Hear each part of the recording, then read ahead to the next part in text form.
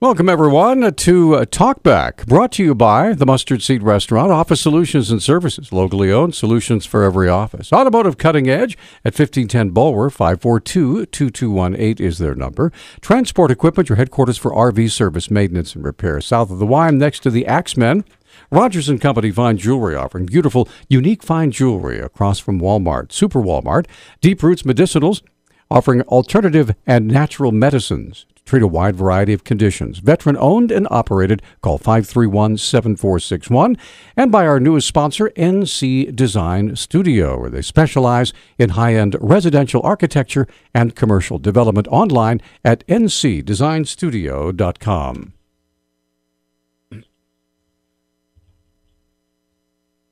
And first, I want to welcome back our good friend Bob Seidenschwartz. Good morning, gentlemen. Good to see you, sir. Our condolences on your family loss. Well, thank you. Appreciate that. It's good to have you back. Good to be back. Thank you. All right. John King is over there. Good morning. And joining us all the way from Israel.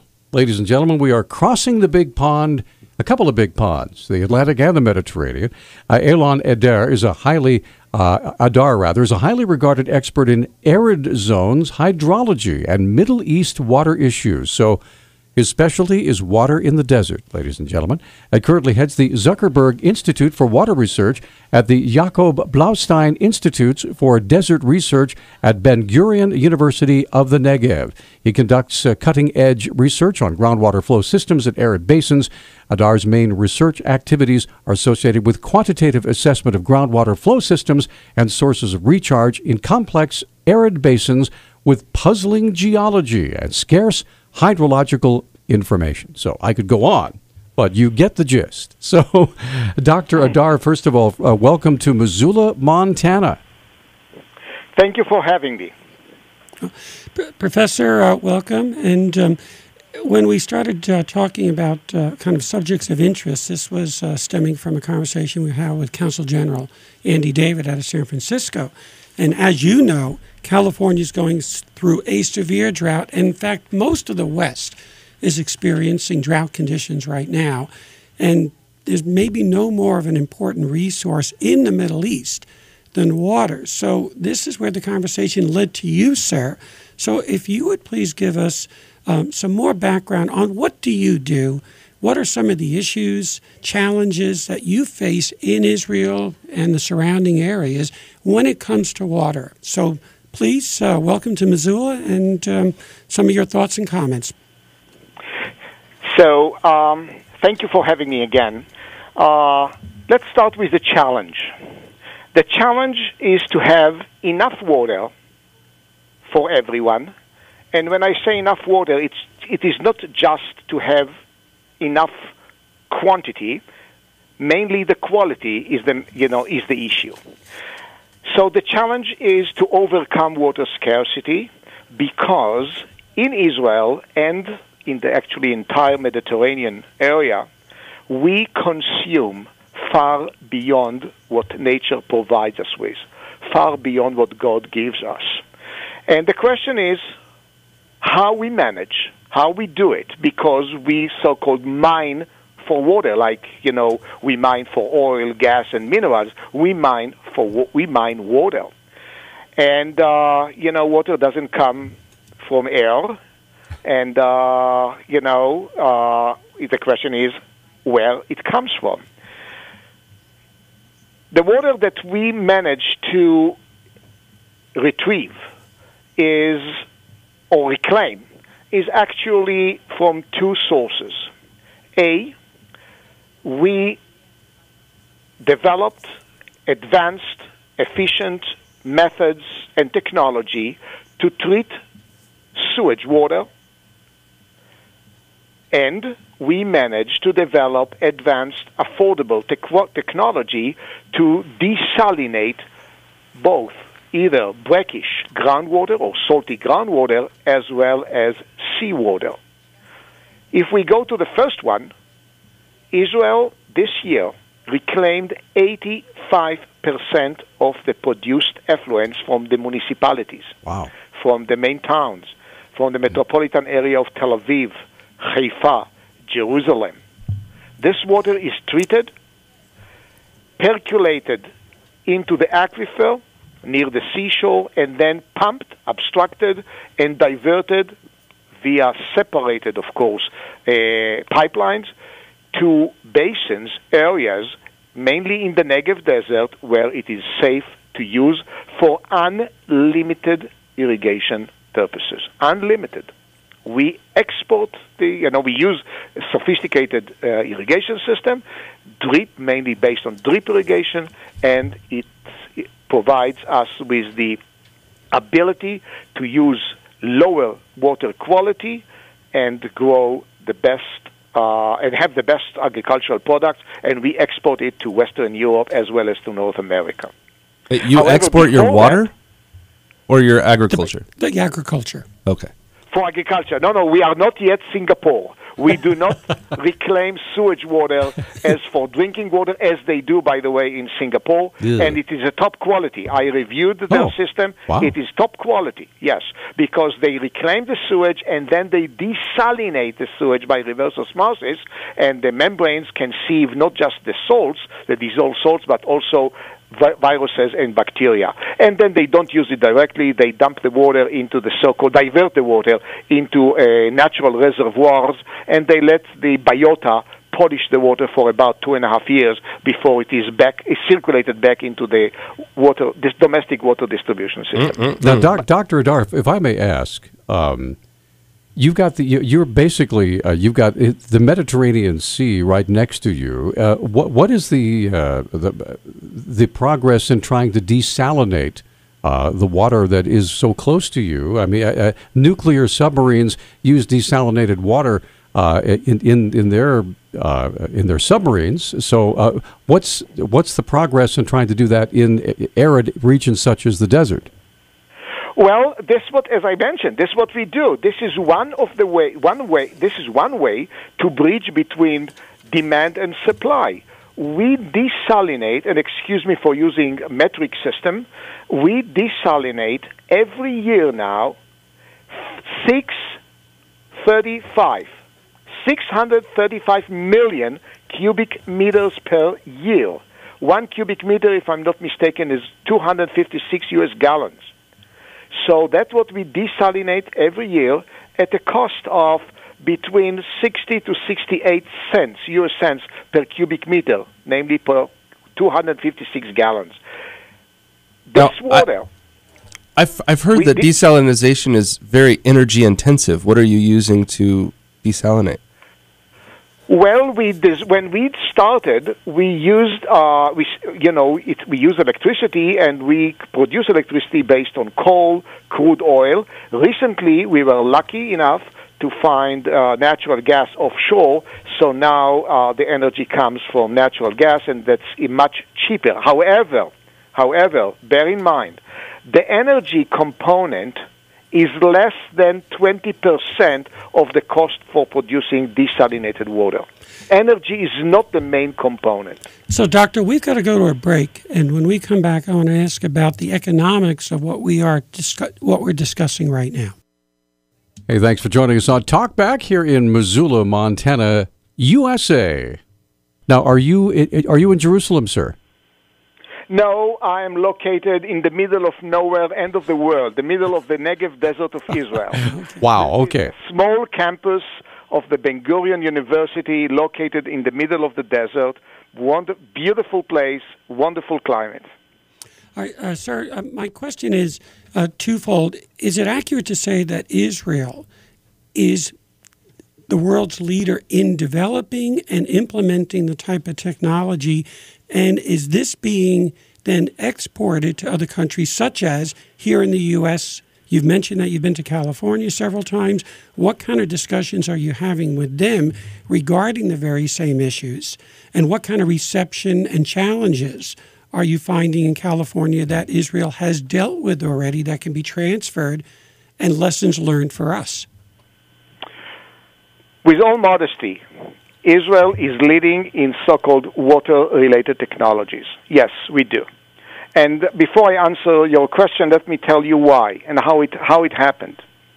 We had, we put it as an objective, as a goal, that water will never be a limiting factor in the developing of our country.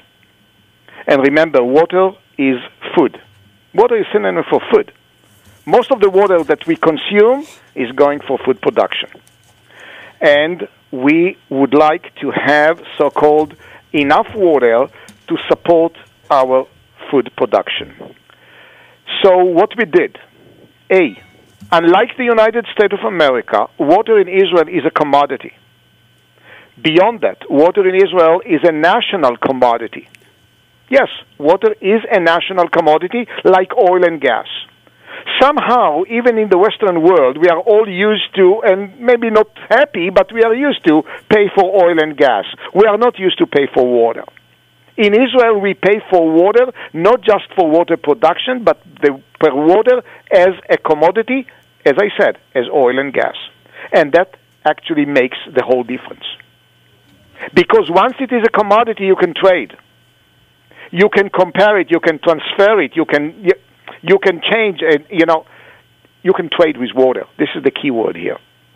Now, the Israeli technology is owned by the private sector. The water technology is owned by the private sector. And of course they are looking for international business, and even in the United States. Now the first substantial desalination plant north of San Diego now is constructed by American company based on know-how purchased from an Israeli company.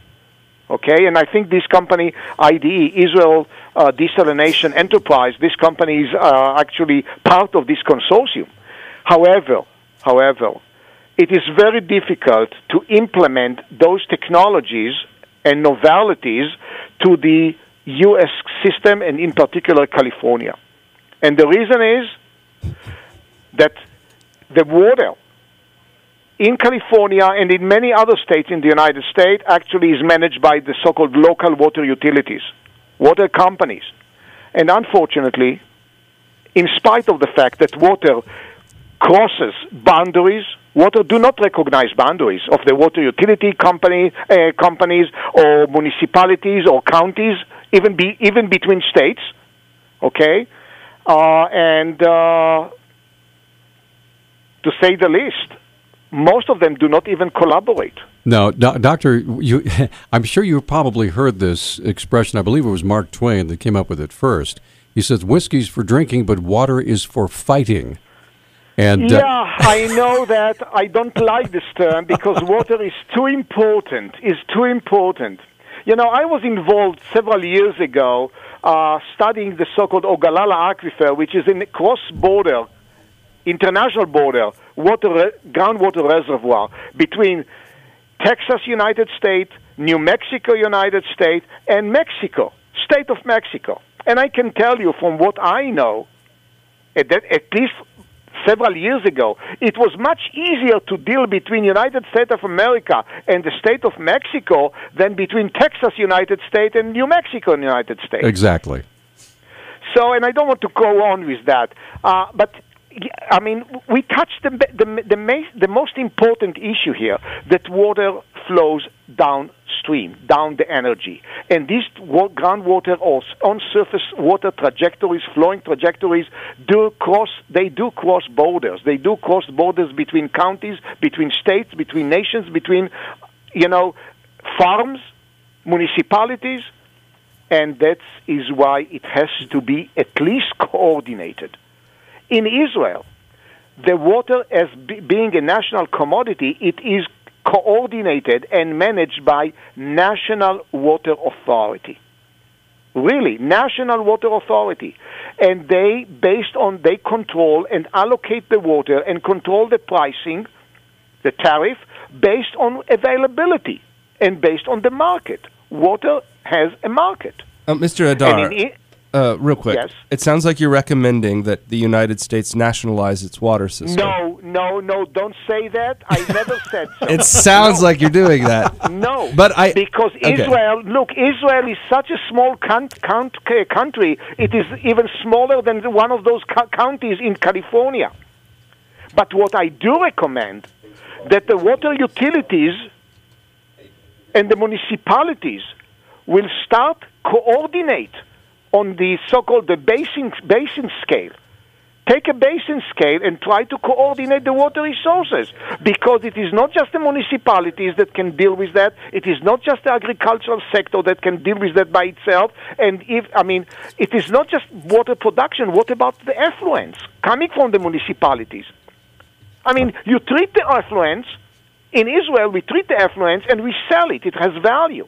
In the United States, in most of the counties, in most of the water utilities, most of the municipalities, they treat the water to such a good level that they can release it into the environment. Right, and they just get rid of it. Yeah, we're up against a break. We do have a caller who wants to visit with you. So, Dave, if you'll hang on, we'll get your call and your question on here in just a moment. A fascinating interview with how another part of the world deals with something that we take for granted, and that's water. 'Cause we're surrounded by rivers and lakes and streams, and we just finished up the whole Flathead compact. The compact with the tribes. And so you want to talk about who owns what?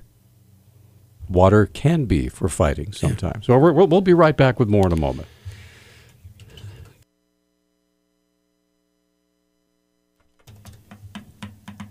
And we're back on Talkback. 721-1290 is our number. Dr. Eilon Adar is joining us all the way from Israel, and I wanted to take just a second to get Dave on the phone and make sure your question gets asked.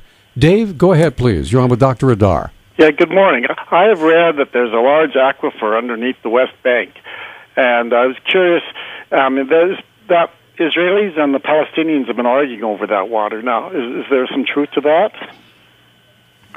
That's correct.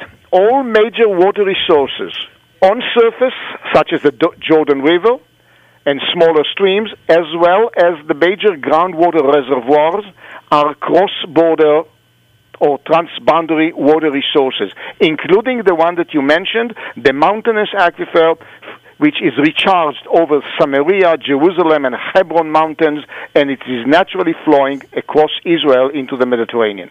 Does that and it is utilized by both Palestinians and Israel, and currently, yes, Israel control this aquifer.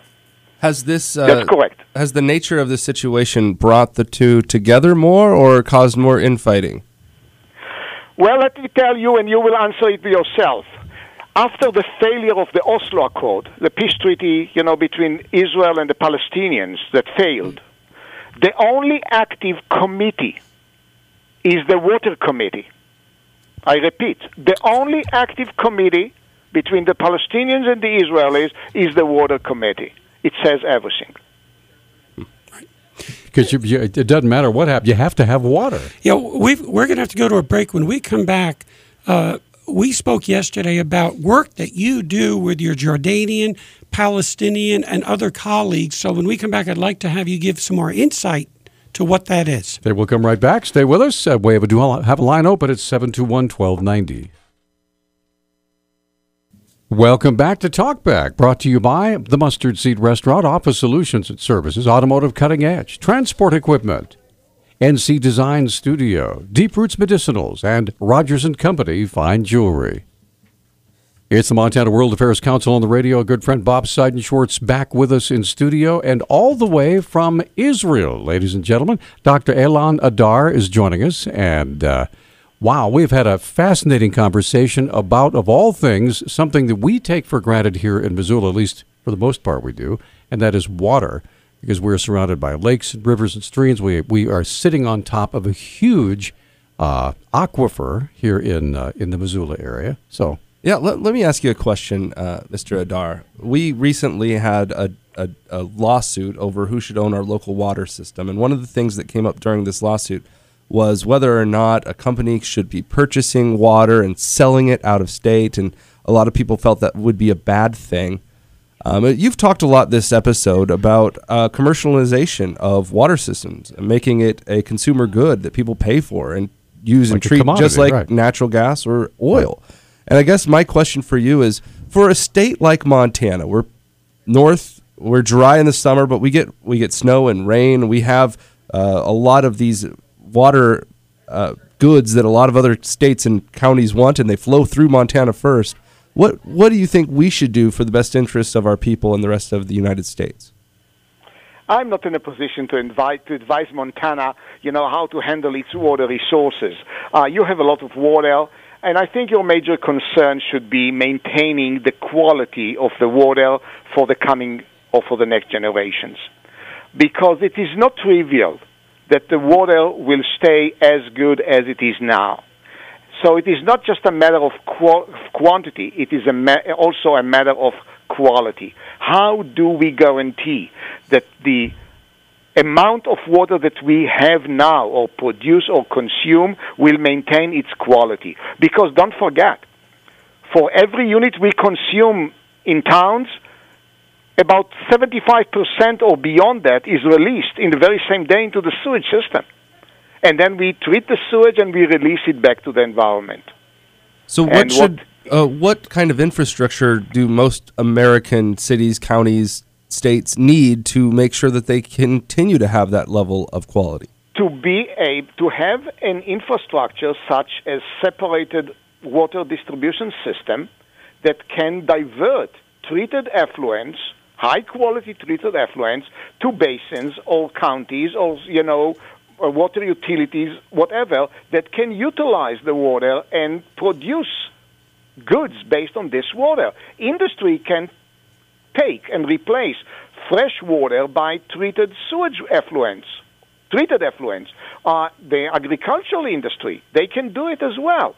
So I'm not familiar with Montana, but in California, for sure, they would appreciate the ability to replace fresh water for the municipalities and replacing it by treated sewage water. Once it has a value, it is tradable. You can actually sell and buy. I mean, I don't want to mention counties and states, but it became very common, the process or the procedure of buy and dry. Some towns are buying farmland surrounding these towns, especially those farms who own senior water rights.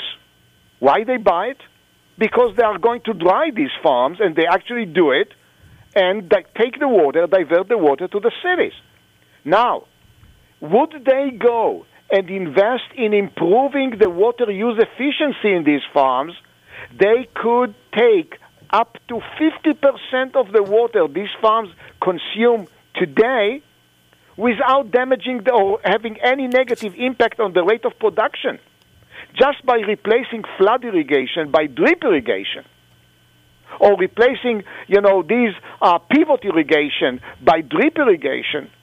They could save a lot of water, and if the cities or the municipalities would pay for the transformation, for advanced irrigation system, pay these farms, they would have, the ability to divert the surplus of water from the farms to the cities and maintain the farmland being productive. This is very important. Does it pencil out?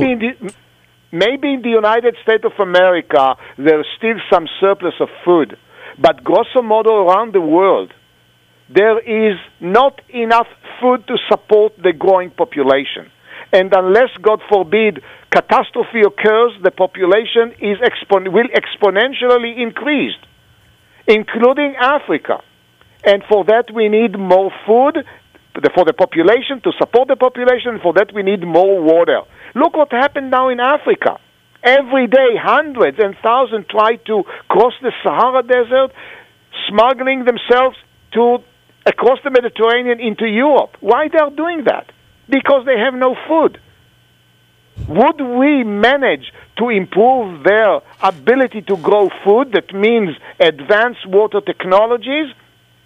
Probably they would stay there. We wouldn't face now this terrible situation where so many refugees are trying to flee into Europe out of Africa.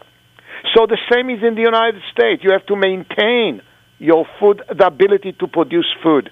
And in order for that, in my view, the policy of buy and dry should not be continued. Okay, we're going to take a quick break. We have a line open, 721-1290. I know you wanted to continue talking about the... I want to move to Gaza. Right. When we come back from the break. Stay with us. If you have a comment or a question, this is a fascinating interview, and it gives you an opportunity to see how precious water is in the eyes of a part of the world where it is scarce. We'll be right back.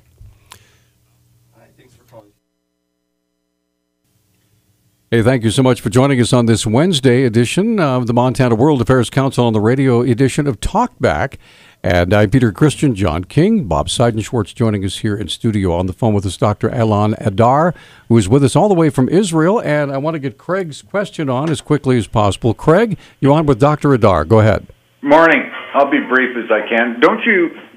Wouldn't population control be a very important way to go about this as well? Thank you. So, population control, Doctor? I didn't get the question. Would you like to repeat, please? His question was, wouldn't population control be something... Hello, I cannot hear you. The line is bad. Can you hear me? Yes, we can hear you. Yes, we can hear you just fine. Let's try Can you hear us now? Are you there? Hello? I cannot hear you, guys. Wow. What happened? Hey, Peter, go back down. Okay, stand by. Let me just Hello? Put that on hold and just do that. Doctor, are you there? Something happened. Doctor, are you there? I'm here, but I cannot hear you. Wow. I cannot hear you. That is so weird. Stand by. We'll try to get this straightened out. Go to a break, Peter. I will. I'll go to a break. And sorry about that. I'm not sure exactly what happened there. He's coming through loud and clear, but for some reason he can't hear us. So what's to happen when I let Craig go? So we will be right back. Hello.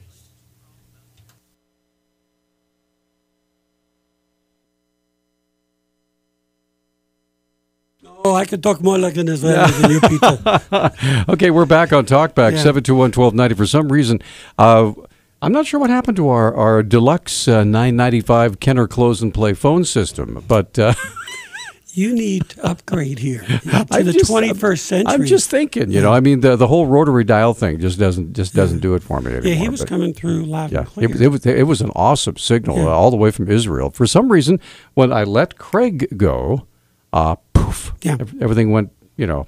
Maybe it's those possible thunderstorms with hail and lightning and heavy rain coming, right? Maybe it's just my big fat fingers pushed the wrong button. So John is desperately over there trying to access the various phone lines over there in Israel. So well, we do this all the time, but I'm still fascinated by the fact that we're able to have this conversation with an expert on an issue that's so critical to us. And off air, we were discussing, because I had said that, California will not make these changes unless a crisis continues. So what if they get the El Nino this year and they get the moisture and the snowpack is, good again? Will they still think about this and move forward, or if a couple of good years make them forget? Because that tends to be our nature, doesn't it? Yeah, absolutely. Yeah. And because there's nothing that gets your attention more than a disaster or something that doesn't work. Right. Because then especially if it means your very survival of your business, of your commodities, of your properties, of your business, then you'll do whatever is necessary to make that work. And if that means having to nationalize, or if you will, having the state assume ownership of water so it can be equally distributed, I think a lot more people would say, yeah, let it happen. But when there's a plentiful supply and it belongs to me, no, you can't have it. So you can see the battles coming in California. And just putting global warming aside just for a moment, if you go back historically, over 500 years, the West has gone through extended periods of drought, and probably dry weather is more common in the Western region than wetter periods. And if somebody knows better, please give a call in if that's not the case. But California will have to deal with this. And most of the water usage, I understand, is not from people like you and me in California. It's industry. Right. It's agricultural. Right, exactly. So do I have his cell number? Yeah. Yes, I do. I came prepared. So here it is. And I think you've got to dial the 011. And when we get him back on, he only has about 10 minutes because he has a meeting with the ambassador from Britain. Oh, wow. So it's 6:30. It will be 6:30 in Israel. He's got a 7 o'clock evening meeting. So we only have him for a couple of minutes here anyway. So let's see if we can get him back here. Yeah. Anyway, it's been a fascinating conversation. And when I think about, as John brought up, we have the mountain water trial. Right. And now what is at stake in the mountain water trial? Well, we've got a municipal water system that is currently owned by a multinational corporation, roundly criticized by officials in the city and the lawyers during the trial for allowing the system to fall into disrepair. There's a lot of leakage. There's in some cases up to 50% leakage. However, officials with the company themselves, well, where does the leaked water go? The leaked water goes right back into the aquifer. It's not going anywhere. And so eventually, as time goes on, we'll fix all that. We can't just do it all at once. Right. So anyway, but imagine if you're living in the Negev, and the only water that you can obtain is wastewater that you have to treat, radically treat to be able to use for irrigation and all sorts of other purposes. I mean, your viewpoint, I think, would change radically if that was the only water you had access to.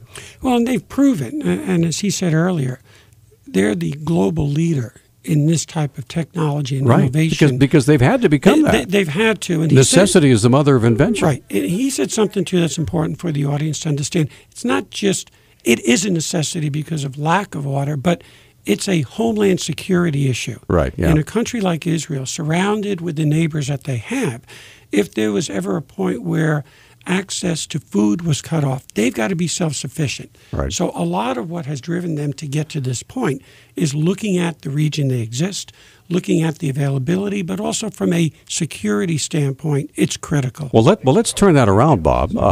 Try to imagine that if the rest of the area in the Middle East, even those sworn enemies of Israel, is starving, and they cannot support themselves because they have no water. Right. If Israel were able to... Eilon's online. He's back.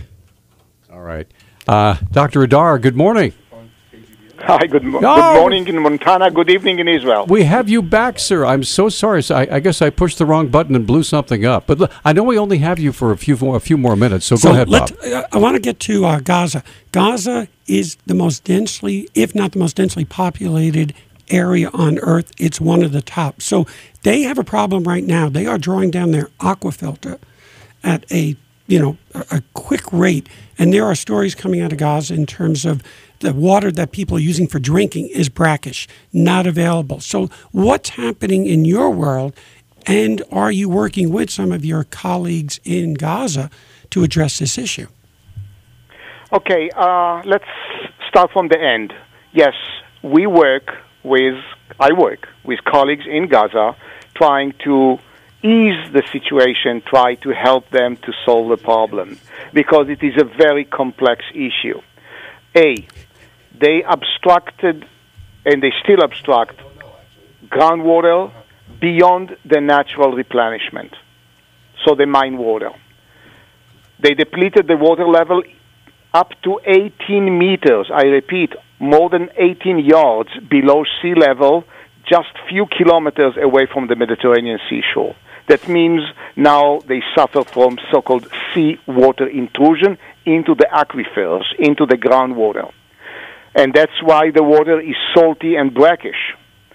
Beyond that, Gaza is over sand dune terrain.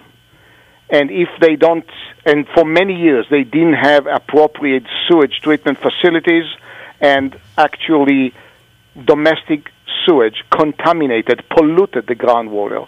So the groundwater is salty, and most of the groundwater is already polluted, and unless treated, they should not drink the water.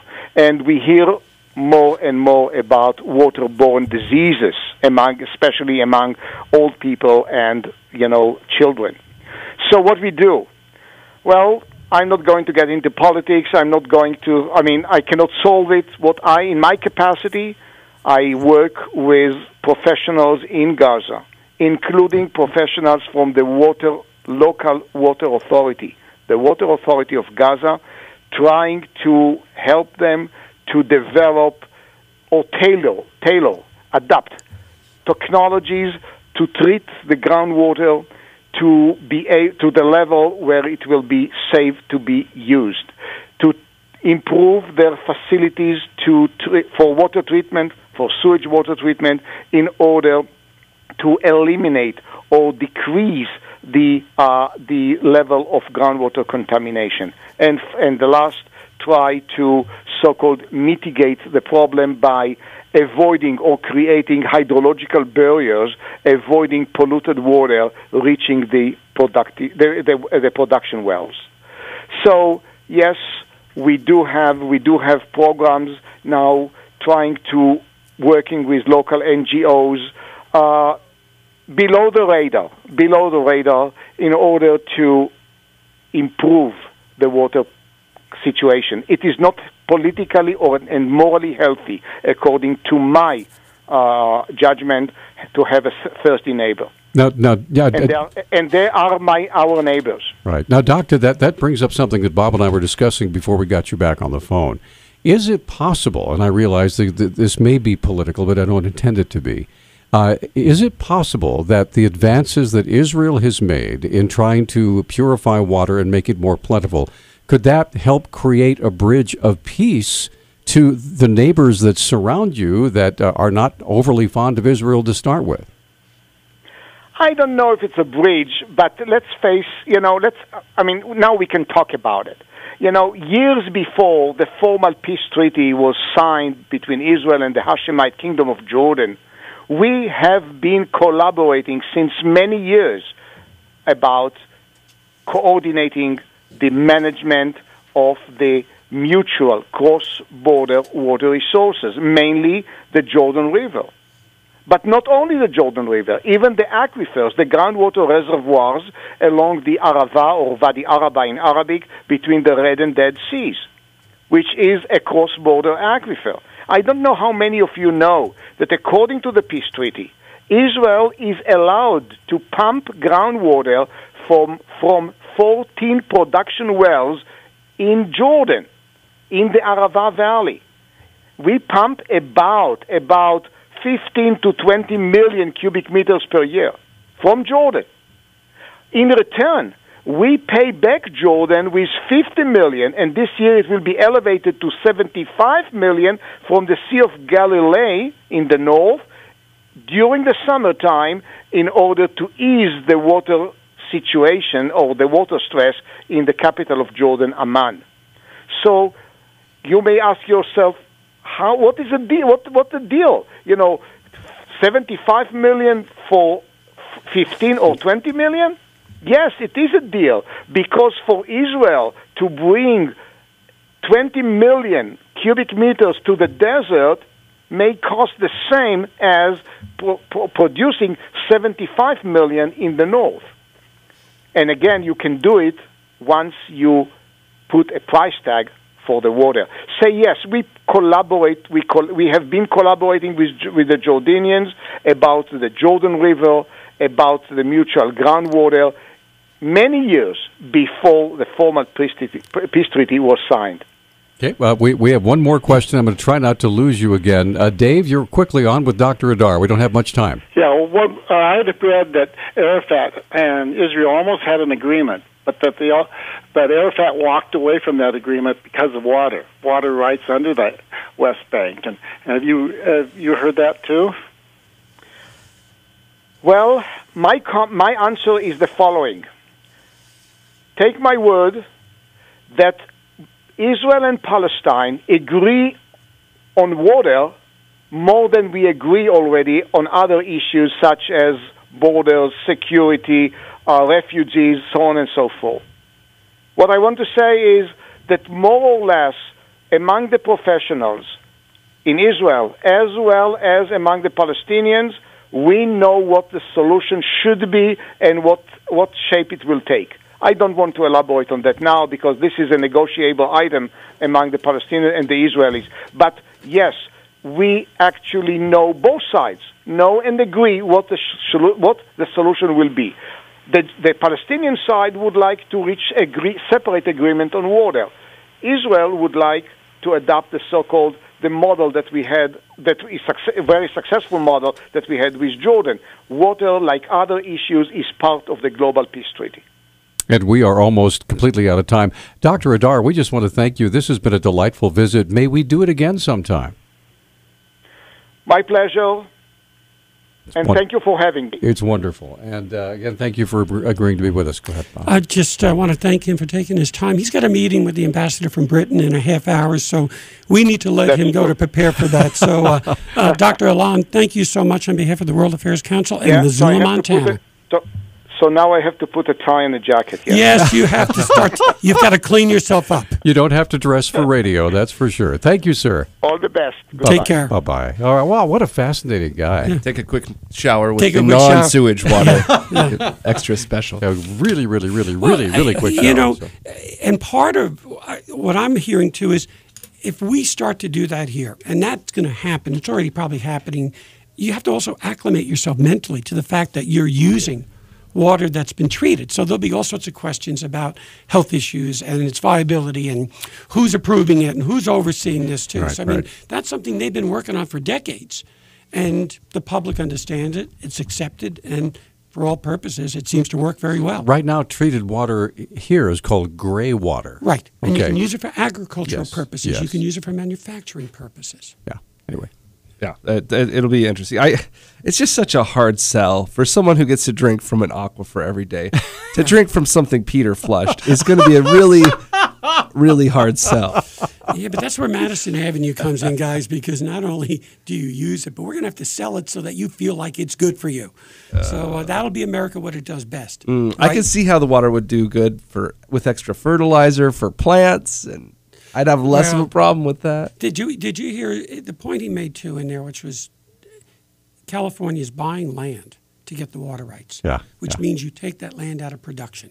So if you want to talk about energy transfer and getting your resources, but that's just it. He said with proper management, it can be done without taking the land out of production. Right, and that means adjusting and having education. And then somebody's got to pay for it. And we can trust California to manage it properly, I'm sure. Well, no more, probably no less than any other state. Anyway. But the concept. Yes. Yeah, we're going to be right back. Much less than any other state. 721-1290 is our number, and I believe we're going to have open phones for the next. Yeah, open phones. We'll talk about all kinds of random stuff. We'll be right back. All right, guys. All right. We have a little Star Trek primer going on here for my friend John King, who's just not old enough to remember those old movies. Well, Peter didn't know about the Ballad of Bilbo Baggins. I didn't. That Leonard Nimoy sings. But that gets us into the Ballad of Bernie Sanders. That's right. Ladies this is what began this discussion off air. Yes. So apparently Bernie Sanders made a folk music album while he was mayor in 1987. It's Vermont, right? Yeah. There's 6 songs on this album. You got to remember, there are only 4 people in Vermont, and so they all voted for Bernie. So there were 30 artists and then Bernie Sanders that worked on this album. Really? Yeah. The 6 songs, I won't make you suffer through the whole thing, but here's a sample. All right. Here's Bernie. Okay, ladies and gentlemen, the fabulous, turn up your radio, Bernie Sanders. Little reggae rant here.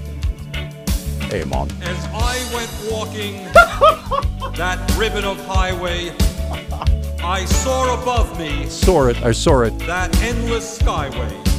Wow. I saw below me that golden valley. This land was made for you and me. This land is your land. This land is my land. From California to the New York Island, from the Redwood Forest to the Gulf Stream water. This land was made for you and me. I roamed and rambled. I followed my footsteps from the sparkling sands of your diamond desert, and all around me a voice was sounding. This land was made for you and me. Okay. Right. I cut it short. Oh, come he on. sounds as enthusiastic as Hillary when she's talking. You know, Bernie, where did he grow up? Because he does not sound like a Vermonter. He sounds like a New York person of Jewish background. You really think so? I really think so. You really believe yes, that? I do. With a name like Bernard, who knows? Sanders. Yes. All right. Use guys. Anyway, so now we have another offering for you. This is the Bernie Sanders song. Yeah, so this is a music hour, apparently. Yeah, we have plenty of time. So before I've the got next another break, clip. so. Let's play this. So this is a young lady, if you could read her name. Julia Kate Davis. And she's been working for a long time to get the Bernie Sanders song for the campaign. All right. She has like 15 renditions. Her mic is a little overpowered here, but here's a sample of what hopefully the end product sounds something like. Well, she's excited. I mean, this is her candidate. All right, ladies and gentlemen, here we go. How do you like it so far? Imagine it's your birthday party. Somebody brings a cake. It looks so good and you just can't wait for a slice. Time comes to cut it up. Something goes terribly wrong. There's 20 people at the party and 10 don't have any cake at all. 5 people have just a bite. 4 people have tiny slices. 1 greedy bastard has the rest of the cake in a vice grip. Well, this is what's happening in our country now. We've got such inequality, most of us don't even see. You know that I loved Hillary for quite some time. That time is over. She's another vessel of lies. Wow. And backed by Goldman Sachs and Merrill Lynch and the rest of Wall Street. My heart is breaking here. I hear this discourse of hopelessness like there's nothing we can do to fix our country. We're entrenched in corruption, we're in too deep. I disagree. We've got an opportunity, and his name is Bernie. Yeah, his name is Bernie. Wow. So listen to me. Well, he's backed by unions, never run a negative ad. He's calling out the billionaires, no wonder he's so mad. I'm mad too, and I hope you are. Pernicious political power play has gone too far. We need change. We need to all try something different. And if you say you're gonna hate the government, then go out and make it different. We have an opportunity, and his name is Bernie. I beg you to go and read about this candidate. Wow. Stop the hate, change the way you say the things you say. The things you say. Yeah. Bernie Sanders, wake up, he's an answer. There's more of us normal folk than there are of the powerful. All right, cut it short. She goes on saying Bernie Sanders with music. Okay, ladies and gentlemen, let's do the beatnik applause. Groovy, man. That was groovy. I feel like I'm at a coffee house. I love some of the lines in this song. Yeah. For example, I loved Hillary, but that is over now. She's just another vessel of lies backed by Goldman Sachs. Hey, she's got a point.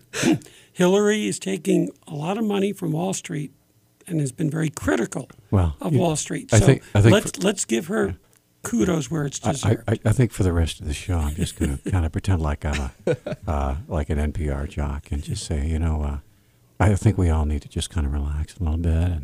And Peter, her point about too much cake being eaten by just a few, diabetes is an issue. I know. Right. People are gluttons. Okay, finally someone like Bernie can stand up and say, let them eat cake.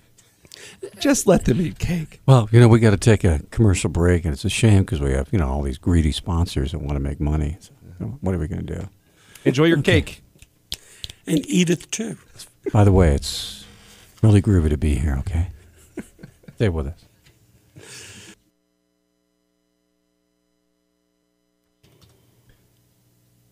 Hey, man, we're back.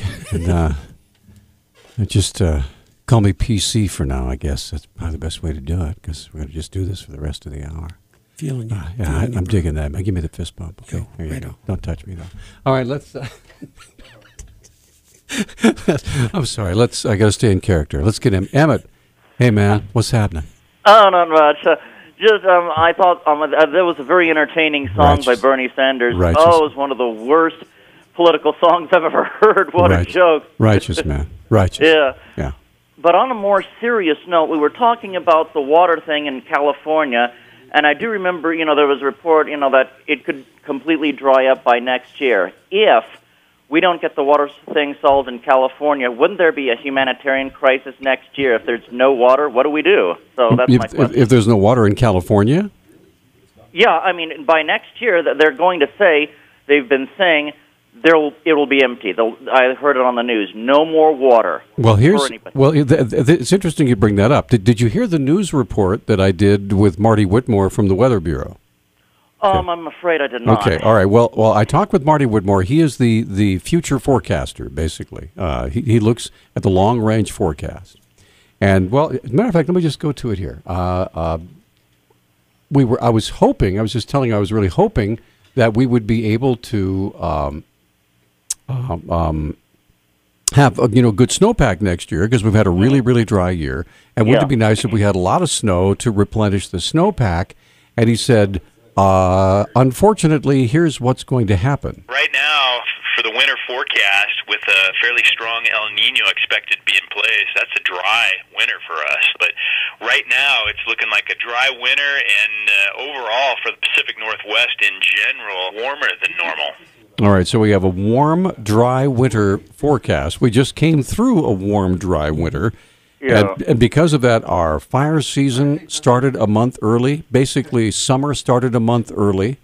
And we didn't have the rainy season like we usually have in June. We had a couple of days of rain, which saved our bacon. But it looks like we have another year just like the one we had.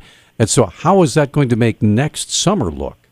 Exactly. I mean, and this is Montana where we have lots of water. Yeah. So.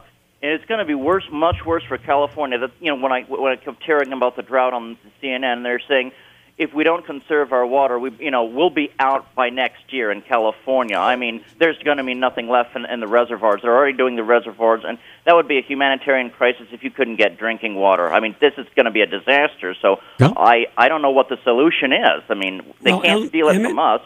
Emmett, El Nino, what he was predicting, though, is El Nino would bring a wet winter to California. While we would be dry in the Pacific Northwest, California and the Southwest would get the benefit of a strong El Nino. Well, that would be great. Yeah.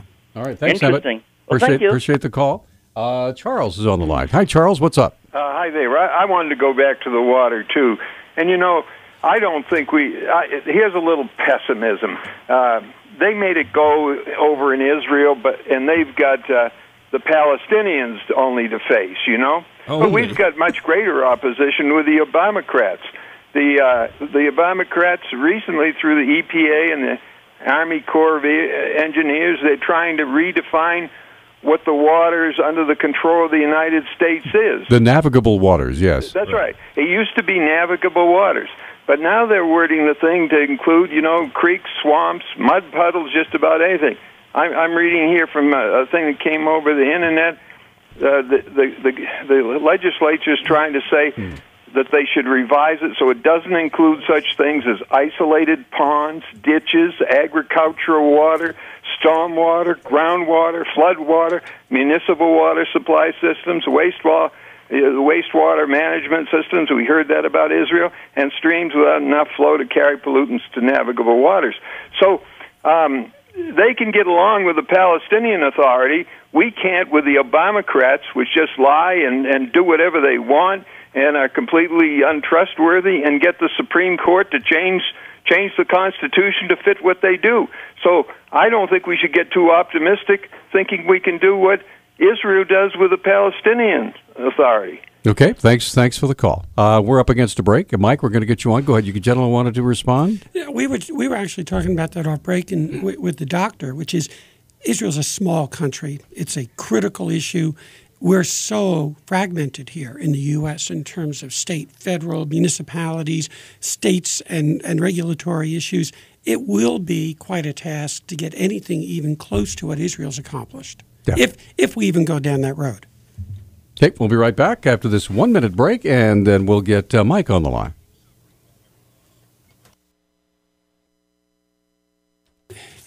Chavez's legacy. Hey, we're back on Talkback. 721-1290 is our number. And actually, that song we played from the Bernie Sanders supporter was enough to convince Venezuela to start dealing out cake. Yes, it says here, I just got this from Catherine. She sent us a link. It says the Venezuelan farmers, this is from the London Telegraph, Venezuelan farmers ordered to hand over produce to the state. They shouldn't be hogging it all. Thank you for price controls, Mr. Chavez. Yes. This is a legacy of a ill-gotten economic and political. It says here, as Venezuela's food shortages, thank you for my iPhone, by the way, as Venezuela's food shortages worsen, El Presidente of the country's food industry chamber has said that authorities ordered producers of milk, pasta, oil, rice, sugar, and flour to supply their products to state stores. We'll have another show talking about how price controls led to these shortages in this country. Yeah. Well, let's get Mike on the line. Mike, thanks for holding. You're on Talkback. Go ahead. Yeah, I couldn't help but listen to the long forecast, range forecast from the guy we're paying money for, and I have no idea. But here's my plan. Look, let's make like a baseball pool or whatever. I'll throw $5 in, and we will pick a number who gets the most snowfall or whatever. And at the end of let's say this 1st of December till the end of March or April, and who gets the closest to the snowfall gets the money and donates to the charity of their choice. I think this would be a lot of fun, and I'll bet you we can come up with a better deal than this guy does. And now the second thing I watched the interview from the mayor of Los Angeles at a public television, and he said, we got lots of water in Los Angeles. We really are not short of water. And he said, the only good thing about, and the other good thing about having this water shortage is it has created thousands of new jobs, mainly tearing up lawns and planting rocks. The other one is also on this. I don't think this was on public. That we have more ice in the Arctic Ocean than we ever had before. For the winter the summer we had 3 years ago that was extremely cold. But not to worry, global warming will take care of it in the next couple of years. This is all on the on the TVs. So, but I really would like to throw $5 in, and I'll pick a number. You pick a number, everybody. And whoever wins gets to donate to charity of their choice. I think this would be a great sport. I understand that weather forecasting is not an exact science, but it's more like crystal ball gazing. Well, that's what I called it during the story. If you were listening, so. Mike, I like your idea. Would you donate it to the Montana World Affairs Council? Well, a charity. You're not a charity. You're a nonprofit. A charity does a little different work. You're just a nonprofit. I'm talking about a charity that actually does something for somebody. Like Planned Parenthood. Mike, I thought we had a great discussion today. I'll tell you what. I've said this, and if you've known me for a long time, I have no problem with selling body parts. Please, this is where you need to start. There is no reason why you can sell everything but a body. You can sell the eggs, you can sell the sperms, but you can't sell a body part, and that is absolutely absurd. You can sell the blood, the plasma, everything, but not a body part from a person who just died or whatever. This is the most absurd piece of garbage I've ever seen. And not only that, these might be horrible and everything else, but the babies are dead. They're not killing them to take the body parts. So, come on, just start doing some realistic... Mike, how did we go from weather to this? Yeah, I joke about Planned Parenthood. I believe because Planned Parenthood was a charity. I believe somebody on a radio station mentioned that. I apologize. It's a beautiful charity that receives millions in government there you go. funding Okay, year. Mike, thanks. It kills babies and sells the body parts. Yeah. Okay. Yeah. Well, we certainly have kind of run the gauntlet here, haven't we? We went from Israel to Bernie Sanders to a song about Bernie Sanders to Jazz Fest to meteorology, and now Planned Parenthood. Yeah. Don't say we don't cover all the big topics on Talkback, ladies and gentlemen. All right. So we have 3 minutes left. I had one thing I wanted to talk about. Go. Okay, so one of the things that was really interesting, we had that song. In that song, I brought up that line. The girl says, I loved Hillary, but that is now over. She's just another vessel of lies backed by Goldman Sachs. Now, that is a viewpoint you will find on every university across America right now. Bernie Sanders is rising at the youth vote, and a lot of the people in the older categories, traditional Democrats, are saying, stop it, kids. You're going to ruin this for everybody. If Bernie Sanders wins, we're going to tank it. Don't let this guy weasel his way under the tent. This is her time. Don't take that away. Well, it's really hitting her hard. This is the first time, the Quinnipiac poll that came out recently, in matchups, not against Bernie or against the other Democratic candidates, in matchups against Republicans for the first time, she's losing. Wow. So in 3 key states, right? It was Virginia. So far, it's Colorado, which is famously purple state, right. Virginia also, and Iowa also. Wow. These are swing states of very big importance to elections. Right. And there isn't a for sure candidate on the Republican side, but these 3 candidates are beating her. Bush, Walker, and Clinton are all beating her. I'm sorry, Bush, Walker, and Rubio are all beating her in Colorado. Again, Bush, Walker, and Rubio are all beating her in Virginia. And Trump? again, Bush, Walker, and Rubio are all beating her in Iowa. What about Trump? He's not even on the list. Seriously? Yeah. Wow. John, when they do Praise these, God, when they from do whom all these blessings polls flow. with Quinnipiac, what's the audience or group that they're actually polling? Does that make a difference? Because we know that these things, depending on who you talk to. Sure. I don't know. I haven't read Okay. it. So, but if Iowa for sure is a different tenor than the rest of the country, because all of the Iowans have heard these people. Right. They're already on campaign. Yes. They're taking trips to there. So the names are more recognizable, which is a big difference for most Americans. I asked our intern yesterday to name if she could come up with 5 of the 16 candidates we have in the Republican primary. I think we got to 3. Right, yeah.